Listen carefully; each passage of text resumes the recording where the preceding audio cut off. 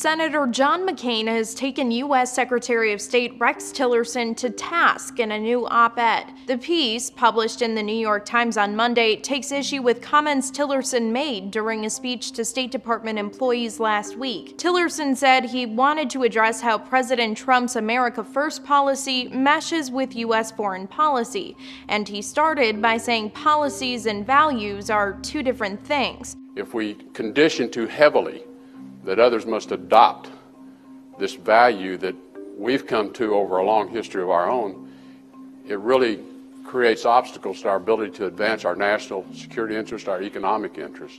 McCain, a former prisoner of war in Vietnam, speaks of his experience and that of a human rights activist who spent nearly a decade in Soviet prisons. He writes that as prisoners, hearing that Americans hadn't forgotten about them gave them hope that fueled their resistance. Otherwise, they might, quote, have given into despair. In the op-ed, McCain says Tillerson's statement sent the following message to oppressed people. Don't look to the United States for hope. Our values make us sympathetic to your plight, and when it's convenient, we might officially express that sympathy. But we make policy to serve our interests, which are not related to our values. To be fair, Tillerson didn't say that we shouldn't ever demand a certain treatment of people as a condition of policy.